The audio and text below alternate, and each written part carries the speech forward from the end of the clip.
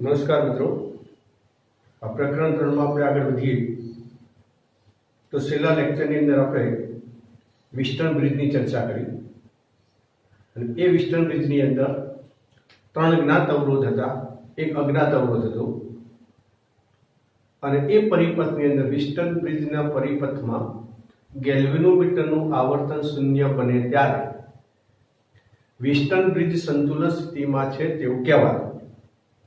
અને આ પરિસ્થિતિમાં ચારેય અવરોધના ગુણોત્તરનું સૂત્ર આપણે એ ટોપિકની અંદર મેળવ્યું હતું અને આકૃતિ પરથી એ સૂત્ર આપણે એવી રીતે યાદ રખાય કે પાસેના અવરોધનો ગુણોત્તર જો સમાન થાય તો સમજવાનું કે વિસ્ટર્ન બ્રિજ સંતુલન સ્થિતિમાં છે.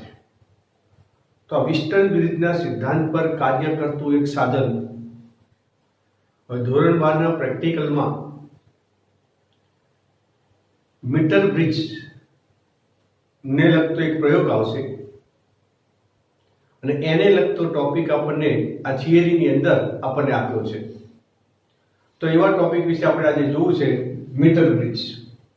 તો આ મીટર બ્રિજ વિસ્ટર્ન બ્રિજના સિદ્ધાંત પર કામ કરે છે અને એ મીટર બ્રિજની રચના આકૃતિમાં દર્શાવી છે. હવે આ આકૃતિમાં કાટખૂણે વાળેલી બે ધાતુની પટ્ટી ના બે જોડાણગ્રહ E અને C બિંદુ સાથે સમાન આડછેદ વાળો અને એક જ દ્રવ્યનો 1 મીટર લંબાઈનો તાર બાંધવામાં આવે છે. એ ઉપરાંત A અને C જોડાણ અગ્રોની મદદથી E અને C સાથે બેટરી અને કડ જોડવામાં આવે છે. આ ધાતુની ઉપરની ભાગમાં બે પટ્ટીની વચ્ચે એક ત્રીજી પટ્ટી મૂકવામાં આવે છે. એ પટ્ટી એવી રીતે મૂકતા કે બે ગેપ બની જાય છે, જેમાં એક ગેપમાં આપણે જે અજ્ઞાત અવરોધ શોધવાનો હોય તે અવરોધ જોડવામાં આવે છે અને બીજી ગેપમાં પ્રમાણભૂત અવરોધ કૌંસમાં અવરોધ પેટી જોડવામાં આવે છે અને વચ્ચેના પટ્ટીના ટર્મિનલ પરથી ગેલ્વેનોમીટર સાથે જોડવામાં આવે અને ગેલ્વેનોમીટરનો બીજો છેડો જોકી કડ સાથે જોડવામાં આવે અને એ જોકી કડ નો છેડો તાર પર સરકી શકે તેવી વ્યવસ્થા રાખવામાં આવે છે. હવે આ સાધનની અંદર જોકી કડ જે આવે છે એસી તાર પર એવી જગ્યાએ મૂકવામાં આવે કે જેથી ગેલ્વેનોમીટરનું આવર્તન શૂન્ય બને. અને ગેલ્વેનોમીટરનું આવર્તન શૂન્ય થાય એટલે આ મીટર બ્રિજ સંતુલન સ્થિતિમાં છે તેમ કહેવાય. તો ગેલ્વેનોમીટરનું આવર્તન શૂન્ય હોય એવું તાર પરનું તટસ્થ બિંદુ મેં D વડે દર્શાવ્યું છે કે જોકી કડને આપણે D બિંદુ પર મૂકતા ગેલ્વેનોમીટરનું આવર્તન શૂન્ય થાય છે એટલે કે આ મીટર બ્રિજ સંતુલન સ્થિતિમાં ગોઠવાય છે. એવું એ છેડાથી તટસ્થ બિંદુનું અંતર ધારી લો કે L1 છે. તો બાકીના તારની લંબાઈ D થી C સુધીના તારની લંબાઈ જેને હું L2 વડે દર્શાવું અને એ L2 નો જવાબ જો આપણે લખવો હોય તો આખી લંબાઈ 100 છે. 100 માંથી L1 બાદ કરો તો બાકીની લંબાઈ મળે એટલે L2 બરાબર 100 માઈનસ L1. આ જવાબ કૌંસમાં આ બધા આંકડા સેન્ટીમીટરમાં મળશે આપણને, કારણ કે તારની લંબાઈ 1 મીટર બરાબર 100 સેમી લીધી છે એટલે L1 સેન્ટીમીટરમાં વિચારીએ તો L2 નો જવાબ 100 માઈનસ L1 સેન્ટીમીટરમાં આપણને મળે. હવે એસી તારના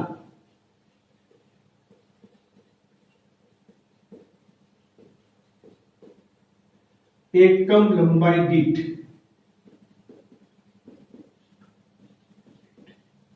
તારનો અવરોધ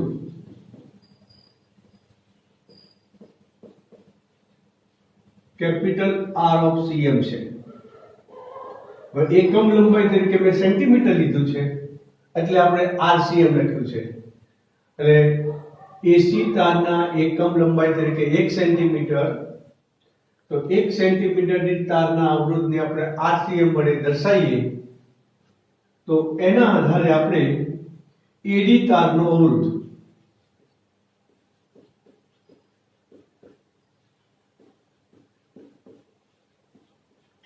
બરાબર તો L1 RCM થાય.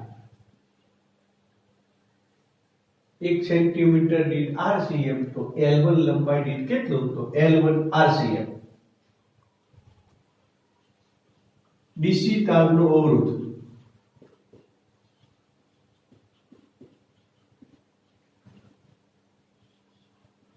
L2 RCM.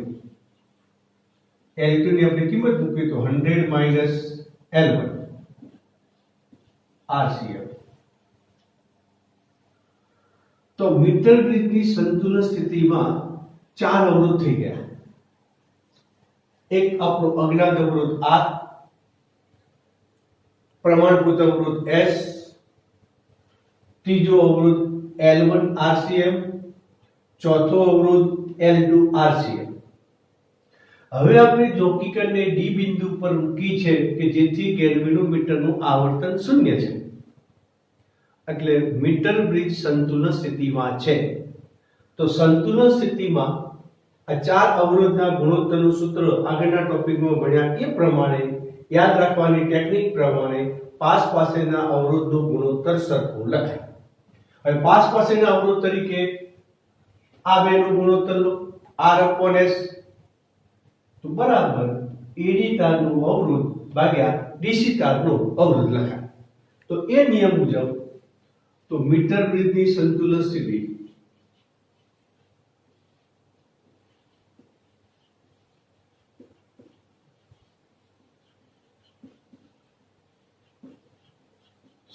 સ્થિતિમાં R/S બરાબર એડી તારનો અવરોધ તો L1 RCM upon L2 RCM. RCM cancel એના બરાબર L1 upon 100 minus L1. So therefore R is equal to S in bracket L1 upon 100 minus L1. અને આ રીતે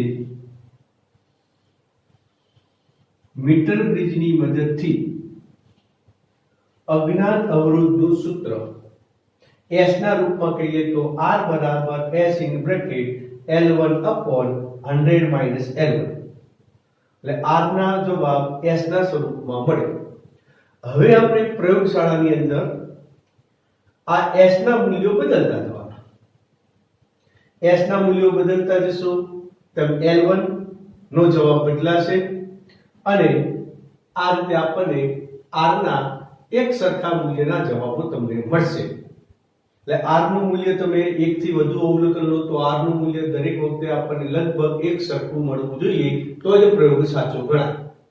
માટે S ના મૂલ્યો તમે બદલતા જઈ L1 બદલાતો જશે તેમ દરેક વખતે R નું મૂલ્ય લગભગ તમને એક સરખું મળશે. હવે લંબાઈના માપનમાં આપણને ત્રુટિ આવશે. માનો કે તમારી લંબાઈ 45.2 આવે, તમે લખશો 45 તો એ માપનમાં ત્રુટિ કહેવાય. તો લંબાઈના માપનની ત્રુટિને લીધે R ના મૂલ્યમાં આપણને ત્રુટિ મળશે. તો આ રીતે R ના મૂલ્યમાં ઉદ્ભવતી ત્રુટિ જેમ બને તેમ ઓછી કરવા માટે આપણે આ તટસ્થ બિંદુ D 50 એટલે કે તારનું મધ્ય બિંદુ એટલે 50 સેમીના અંતરે એટલે તારના મધ્ય બિંદુની આસપાસના વિસ્તારમાં તટસ્થ બિંદુ લાવવું જોઈએ અને તે માટે યોગ્ય મૂલ્યનો આપણે અવરોધ S ગોઠવવો પડે. એટલે યોગ્ય મૂલ્યનો અવરોધ S ગોઠવીને તટસ્થ બિંદુનો જવાબ 50 સેમીની આજુબાજુ પ્લસ ઓર માઈનસ તમે રાખશો તો R માં એ વખતે ઉદ્ભવતી ત્રુટિ તમને જેમ બને તેમ ઓછી મળશે. આ બાબત પ્રયોગ કરતી વખતે પણ કાળજી રાખવી જોઈએ. આ થયું મીટર રીતની ચર્ચા.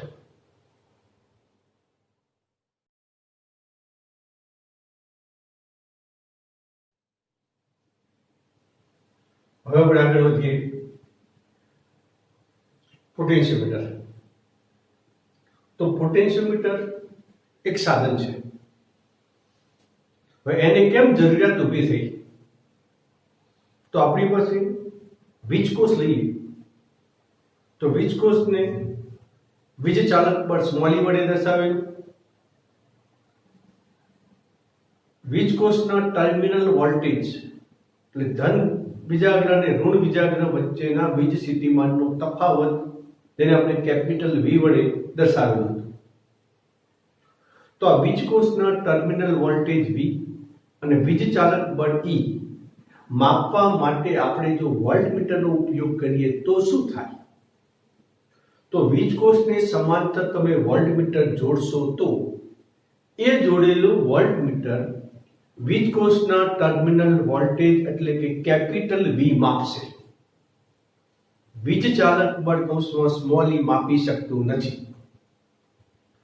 આથી વીજકોષનું વીજ ચાલક બળ માપવા માટે વપરાતું જે સાધન છે એ સાધનનું નામ છે પોટેન્શિયોમીટર. અને આ પોટેન્શિયોમીટર એક એવી રચના છે કે સતત બદલી શકાય તેવું વીજ સ્થિતિમાન આપણે મેળવી શકાય છે. યોગ્ય ક્રમનું તમે વીજ સ્થિતિમાન મેળવી શકો છો. જેની રચના વિશે આપણે જોઈએ કે પોટેન્શિયોમીટરની રચનામાં એક લાંબો અવરોધક તાર હોય છે. જે મેં લાંબો અવરોધક તાર ESC વડે દર્શાવ્યો છે. હવે આ તારને આપણે સમાન લંબાઈના ટુકડા કરી અને એ ટુકડાઓને આવી જાડી ધાતુની પટ્ટી વડે એકબીજા સાથે જોડવામાં આવે છે.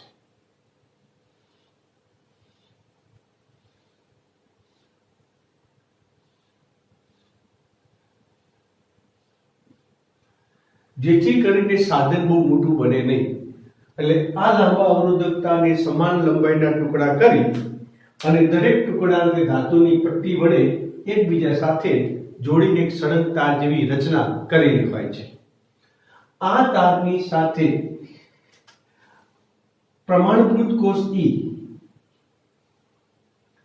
અને તેની સાથે ચલ અવરોધ જેને બીજી રીતે કહીએ તો રિયોસ્ટેટ ને કળ જોડી પરિપથ પૂર્ણ કરવામાં આવે આટલા પરિપથને પોટેન્શિયોમીટર કહેવાય. અને ચલિત અવરોધની મદદથી યોગ્ય મૂલ્યનો વીજ પ્રવાહ પસાર કરવામાં આવે છે. તો લાંબા અવરોધક તારની સાથે શ્રેણીમાં પ્રમાણભૂત વીજકોષ, ચલિત અવરોધ કૌંસમાં રિયોસ્ટેટ અને કળ જોડીને પરિપથ પૂર્ણ કરતા બનતી રચનાને પોટેન્શિયોમીટર કહેવાય. હવે આ પોટેન્શિયોમીટરને પ્રમાણભૂત બેટરીનો ધન છેડો મેં એ બિંદુ સાથે જોડ્યો છે. હવે આપણે જે બે વીજકોષના વીજચાલક બળનો ગુણોત્તર મેળવવો છે. તો માની લો કે આ કોષનું વીજચાલક બળ E1 છે. આ કોષનું વીજચાલક બળ E2 છે. તો જે વીજકોષના વીજચાલક બળનો ગુણોત્તર શોધવો હોય એમના ધન બીજાગ્રહ પોટેન્શિયોમીટરના તારના ધન છેડા સાથે જોડવા જોઈએ. તો અહીંયા આકૃતિમાં તમે જો એ બિંદુ પર મુખ્ય બેટરીનો ધન છેડો અને E1 E2 વીજકોષના પણ ધન છેડા એ બિંદુ સાથે જોડ્યા છે. અને ટુ-વે કળની મદદથી આ બંને વીજકોષનું ગેલ્વેનોમીટર સાથે જોડાણ કરી અને ગેલ્વેનોમીટરનો બીજો છેડો જોકી કળ સાથે જોડવામાં આવે છે. આ જોકી કળ એક પેન જેવી રચના છે જેના છેડે એક ધાર હોય છે અને એ ધારને આ પોટેન્શિયોમીટરના તાર પર સંપર્ક કરાવવામાં આવે છે. આ પોટેન્શિયોમીટરના તાર પર પેનનો સંપર્ક કરો ત્યારે પરિપથ પૂર્ણ થાય. હવે આ જોકીકરણને તમે તાર પર ગમે ત્યાં મૂકશો તો ગેલ્વેનોમીટર આવર્તન દર્શાવશે. હવે આપણે આ ટુ વે કળની મદદથી 1 અને 3 જોડાણ અગ્રો જે છે એમનું જો જોડાણ થશે તો પરિપથમાં E1 વીજકોષ જોડાશે, એટલે E1 કોષનું પરિપથ પૂર્ણ થશે. તો 1 અને 3 બીજાગ્રહનું જોડાણ કરી જોકીકરણને તાર પર એવી જગ્યાએ મૂકો કે જેથી ગેલ્વેનોમીટરનું આવર્તન શૂન્ય થાય. આવું તટસ્થ બિંદુ મેં N1 બિંદુ વડે દર્શાવ્યું છે. ને આવા તટસ્થ બિંદુનું એ છેડાથી અંતર ધારો કે L1 છે. તો E1 વીજકોષ માટે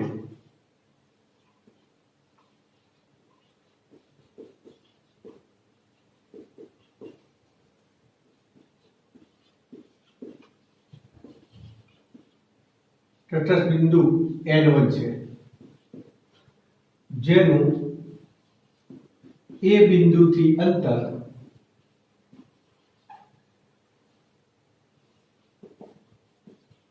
L1 છે. ગેલ્વેનોમીટરનું આવર્તન શૂન્ય છે, એટલે ગેલ્વેનોમીટરમાંથી પસાર થતો પ્રવાહ શૂન્ય છે. તો E1 વીજકોષ ઓપન સર્કિટ કન્ડિશનમાં કહેવાય. અને ઓપન સર્કિટ કન્ડિશનમાં વીજકોષનું વીજચાલક બળ અને તેના ટર્મિનલ વોલ્ટેજ સમાન થાય. તો આ E1 કોષના ટર્મિનલ વોલ્ટેજ એટલે ટર્મિનલ કોણ, તો ધન છેડો એ બિંદુ સાથે થયો અને નેગેટિવ છેડો N1 બિંદુ સાથે થયો. તો A અને N1 બિંદુ વચ્ચેના વીજ સ્થિતિમાનનો જે કંઈ તમને તફાવત મળે તે વીજકોષનું વીજચાલક બળ થાય. આથી આપણી પાસે જોકીકરણને તમે તાર પર N1 બિંદુએ તમે સંપર્ક કરી રાખશો એટલે બંધ પરિપથ બનશે. A N1 G3 1 E1 A. આ બંધ પરિપથમાં કિર્ચોફના બીજા નિયમ મુજબ હવે આપણે A અને N1 બિંદુ વચ્ચે વિસ્થિતિમાનનો તફાવત, તો એકમ લંબાઈ દીઠ વિસ્થિતિમાનનો તફાવત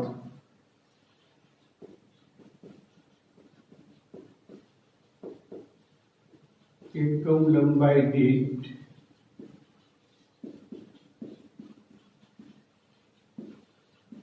વિદ્યુત સ્થિતિમાનનો તફાવત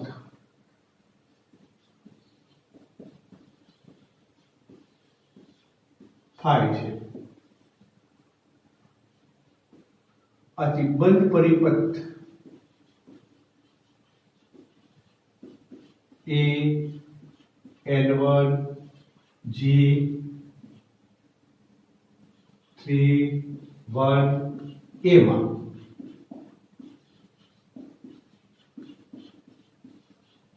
કિર્ચોફના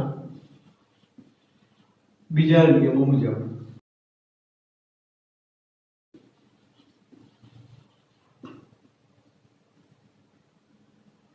તો A થી N1 સુધીની લંબાઈ આપણે L1 કીધી છે. એકમ લંબાઈ દીઠ વિસ્થિતિમાનનો તફાવત થાય છે, તો A થી N સુધીના વિસ્થિતિમાનનો તફાવત થાય L1. હવે આપણે આ પરિપથમાં પ્રવાહ આમ વહેતો તો પ્રવાહની દિશામાં આગળ વધીશું તો વિસ્થિતિમાનમાં ઘટાડો થયો. આગળના ટોપિકમાં આપણે ભણ્યા છે. તો A થી N સુધી આવશો એટલે વિસ્થિતિમાનનો તફાવત -π/L1 જેટલો થશે. આ ભાગમાં કોઈ પ્રવાહ નથી એટલે બધું શૂન્ય મળશે. વીજકોષના ઋણથી ધન તરફ જાઓ તો વીજ સ્થિતિમાનમાં વીજ ચાલક બળ જેટલો વધારો થાય એટલે +E1. ફરી એ બિંદુ પર પાછા આવ્યા = 0. તો therefore E1 is equal to π/L1. Equation number 1. હવે આપણે 1 અને 3 જોડાણ અગ્રો જોડવાને બદલે 2 અને 3 જોડાણ અગ્રોનું જોડાણ કરીએ તો E2 વીજકોષ જોડાશે. પ્રયોગ કરતી વખતે કાળજી રાખવાની, 1 અને 3 ટર્મિનલને બદલે 2 અને 3 ટર્મિનલનું જોડાણ કરો ત્યારે આ રિયોસ્ટેટના સ્થાનમાં કોઈ ફેરફાર કરવાનો નહીં, એટલે કે આ મુખ્ય તારમાંથી વહેતા પ્રવાહના મૂલ્યમાં કોઈ ફેરફાર થવો જોઈએ નહીં. આ કાળજી પ્રયોગ કરતી વખતે રાખવાની છે.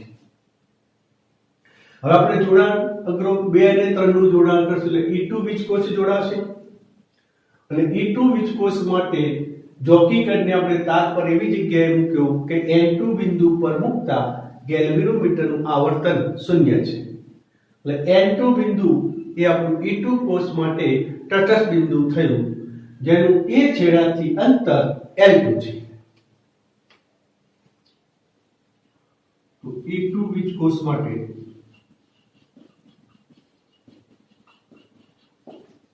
તટસ્થ બિંદુ N2 છે, જેનું એ છેડાથી અંતર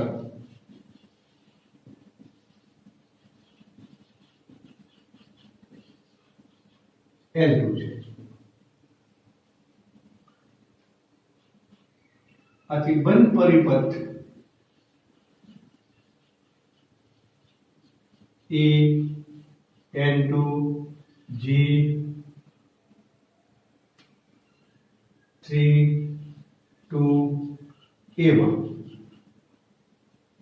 કિર્ચોફના બીજા નિયમ મુજબ હવે જો અહીંયા આપણે આ તારમાંથી વહેતો પ્રવાહ બદલ્યો નથી, માટે એકમ લંબાઈ દીઠ વિસ્થિતિમાનનો તફાવત ફાઈ બદલાશે નહીં.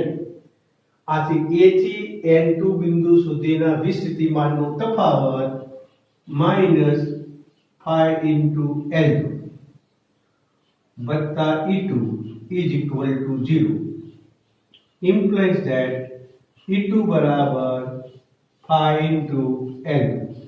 Equation number 2. 1 અને 2 નો ગુણોત્તર લઈશું.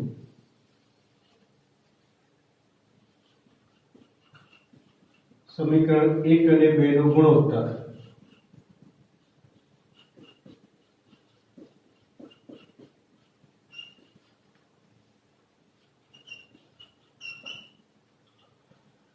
તો E1 upon E2 બરાબર L1 upon L2.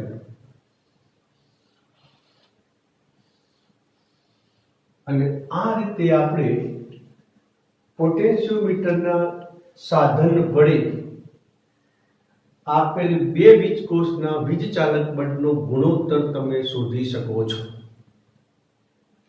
પરંતુ તમારે કોઈ એક કોષનું વીજચાલક બળ જો શોધવું હોય આ મેથડ પ્રમાણે, તો E1 અને E2 કોષમાંથી ગમે તે એક કોષ પ્રમાણભૂત કોષ લેવો પડે અને આ પ્રમાણભૂત કોષનું લાંબા સમય સુધી વીજચાલક બળ અચળ રહે છે.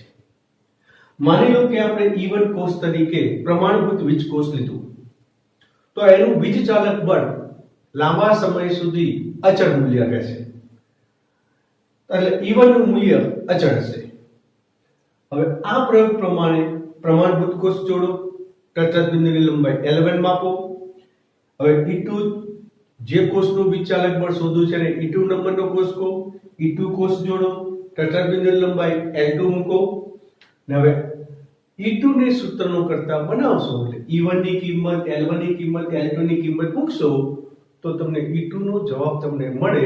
એટલે આ બે કોષમાંથી એક કોષ જો તમે પ્રમાણભૂત કોષ લેશો તો તમે પસંદ કરેલા બીજા કોષનું વીજચાલક બળ તમે શોધી શકો છો. તો આ થઈ વીજચાલક બળની સરખામણી માટેની ચર્ચા. હવે આપણે આગળ વધીએ વીજકોષના આંતરિક અવરોધ માટેની ચર્ચા.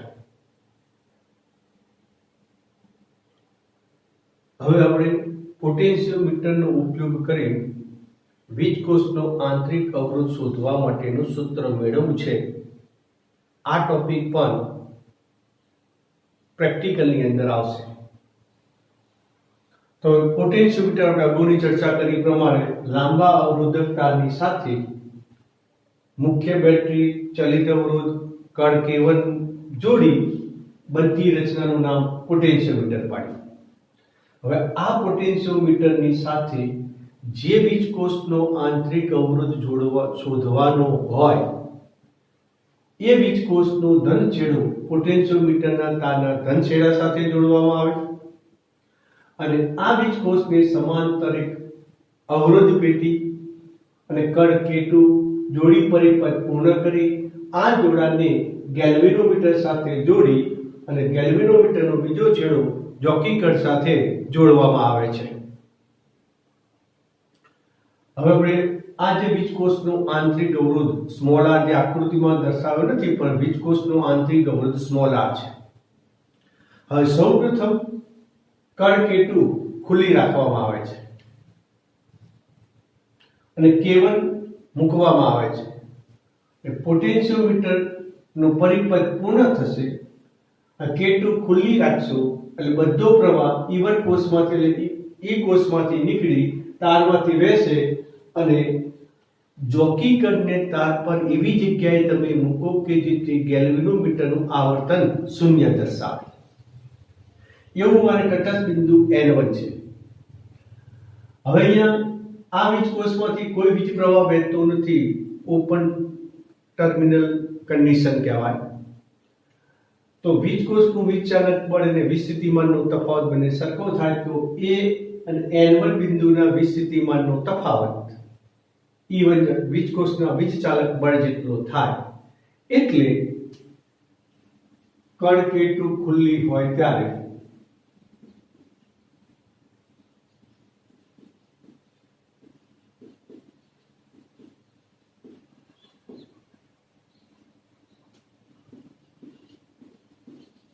તટસ્થ બિંદુ N1 છે જેનું એ બિંદુથી અંતર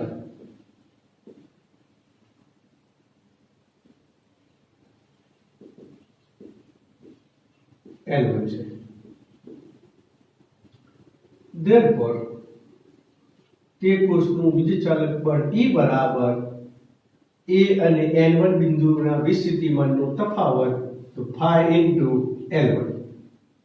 ઇક્વેશન નંબર 1 જ્યાં phi અગાઉની ટોપિકમાં લીધેલ પ્રમાણે એકમ લંબાઈ દીઠ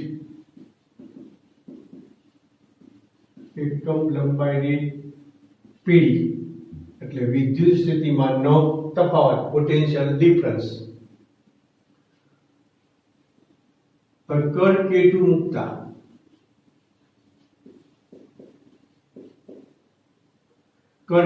મૂકતા અને RB માંથી R મૂલ્યનો અવરોધ રાખતા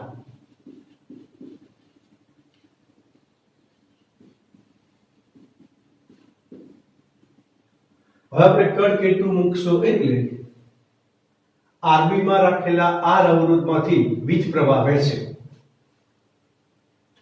જેને પરિણામે તટસ્થ બિંદુ હવે આપણે જોકી કણને એવી જગ્યાએ મૂકો કે ગેલ્વેનોમીટરનું આવર્તન શૂન્ય બતાવે. તો કણ K2 મૂકતા RB માંથી R મૂલ્યનો અવરોધ કાઢતા તે વખતે R માંથી I મૂલ્યનો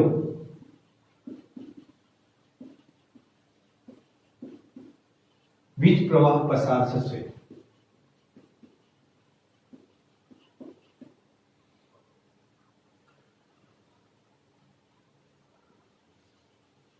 જોકી કણને તાર પર N2 બિંદુએ મૂકતા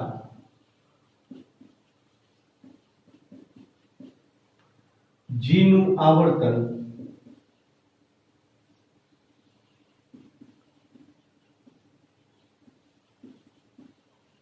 શૂન્ય બને છે.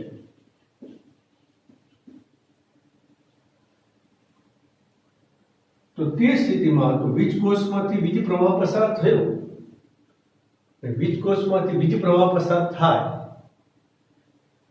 તો A અને N2 બિંદુ વચ્ચેના વીજ સ્થિતિમાનનો તફાવત એટલે ટર્મિનલ વોલ્ટેજ કહેવાય. તો એ વખતે તો V બરાબર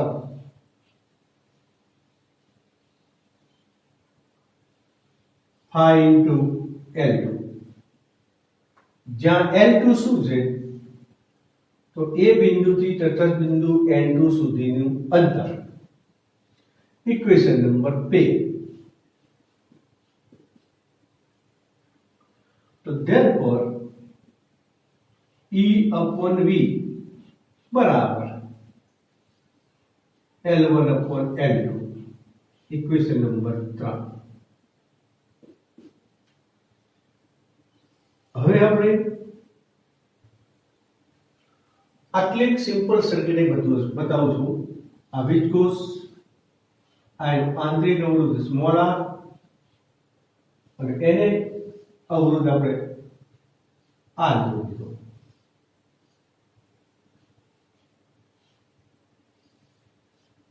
I મૂલ્યનો વીજ પ્રવાહ પસાર થાય છે. આટલા પરિપથમાં આપણે જોઈએ તો આ કોષનું વિદ્યુતચાલક બળ આપણે એ કીધું છે. તો કેપિટલ R અને સ્મોલ r અવરોધોનું શ્રેણી જોડાણ છે. એટલે કુલ અવરોધ capital R plus small r થાય તો ઓહમના નિયમ મુજબ E બરાબર I ગુણ્યા કુલ અવરોધ. તો આ પરિપથ મુજબ E બરાબર I in bracket capital R plus small r. Capital R માંથી I મૂલ્યનો વીજ પ્રવાહ પસાર થાય છે તો અવરોધ R ના બે છેડા વચ્ચે વીજ સ્થિતિમાનનો તફાવત જેને આપણે V વડે દર્શાવે છે તો એ પણ ઓહમનો નિયમ V = I into capital R.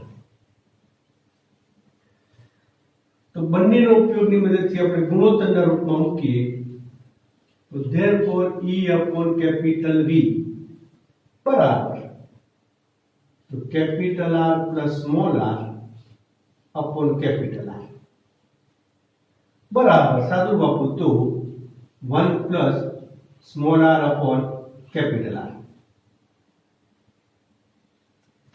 હવે E upon V ની કિંમત સમીકરણ 3 માં મૂકી દઈએ તો therefore 1 plus small r upon capital R is equal to L1 upon L2. E upon V ની કિંમત સમીકરણ 3 માં મૂકી છે માટે પદ થયું 1 plus small r upon capital R is equal to L1 plus L2. So implies that small r upon capital R બરાબર L1 upon L2 minus 1.